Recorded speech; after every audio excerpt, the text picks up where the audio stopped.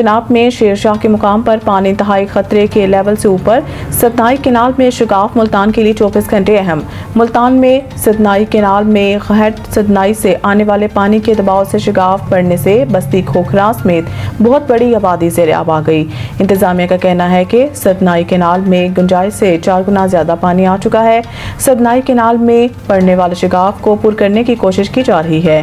دریا راوی میں ہیڈ ستنائی پر اونچے درجے کا سیلاب ہے۔ دریا راوی کا پانی اوور فلو ہو کر رابطہ نہروں میں داخل ہونے سے ملتان روڈ پر رانگو نہر میں 2 مقامات پر شگاف بڑھ گئے۔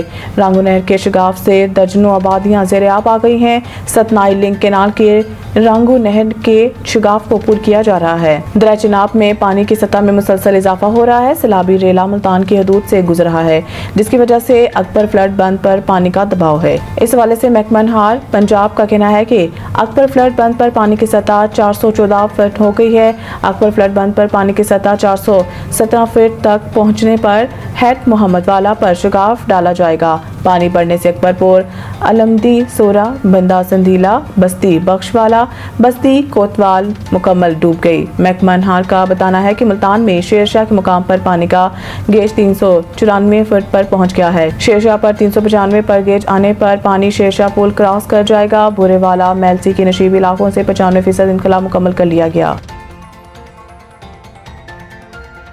شہباز شریف کی چینی وزیر اعظم سے ملاقات، سرمایہ کاری اور ٹیکنالوجی تعاون اہم موضوعات۔ وزیر اعظم کی آج اپنے دورہ چین کے دوران ہم منصب لی چیانگ کے علاوہ دیگر اہم ملاقاتیں اور سرگرمیاں بھی شیڈول ہیں، جن میں 2 طرفہ تعلقات، اقتصادی تعاون اور مختلف شعبوں میں شراکت داری کو مزید فروغ دینے پر تبادلہ خیال کیا جائے گا۔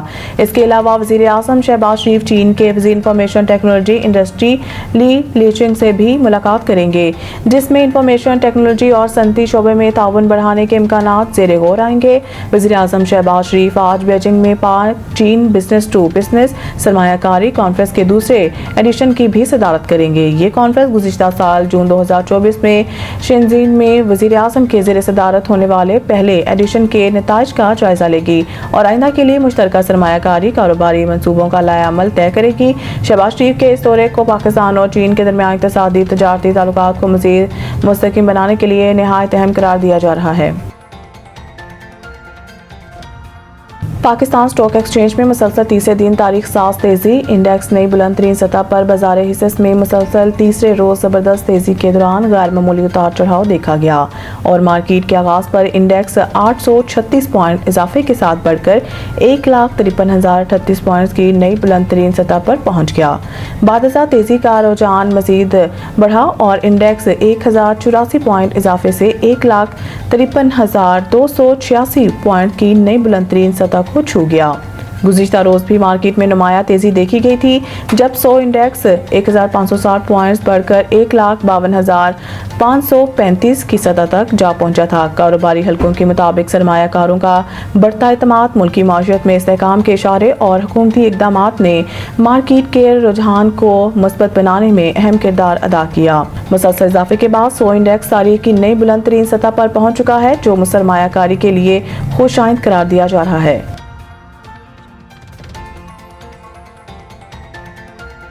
فلسطینی چیف جسٹس اور امام مسجد اقصی کی پاکستان آمد، وفاقی وزیر مذہبی امور سے ملاقات۔ وفاقی دارالحکومت میں ہونے والی اس اہم ملاقات میں امام مسجد اقصی اور امام مسجد ابراہیمی بھی شریک تھے۔ فلسطینی وفد نے پاکستان میں سیلاب متاثرہ علاقوں میں جانی مالی نقصان پر افسوس کا اظہار کرتے ہوئے پاکستانی عوام سے ہمدردی کا اظہار کیا۔ اس موقع پر سردار محمد یوسف نے کہا ہے کہ ملت فلسطین کی حمایت دین، نسل، عقیدہ اور ثقافت سے بالاتر ہو کر ایک انسانی اخلاقی فریضہ ہے۔ انہوں نے غزہ میں جاری اسرائیلی فوج کے ہاتھوں فلسطینیوں کے قتل عام اور مقدسات کی پامالی کی شدید مذمت کرتے ہوئے کہا ہے کہ پاکستان ہر حال میں فلسطین کی سیاسی، اخلاقی اور سفارتی حمایت جاری رکھے گا۔ وفاقی وزیر نے بتایا ہے کہ وزیر اعظم شہباز شریف کی ہدایت پر غزہ کے مظلوم عوام کے لیے امدادی سامان روانہ کیا جا رہا ہے۔ قاضی القضات فلسطین ڈاکٹر محمود الحباج نے پاکستان کی مستقبل کی حمایت پر اظہار تشکر کرتے ہوئے کہا ہے کہ غزہ میں جاری مظالم پر عالمی سطح پر مؤثر آواز بلند کرنے پر ہم پاکستان کے شکر گزار ہیں۔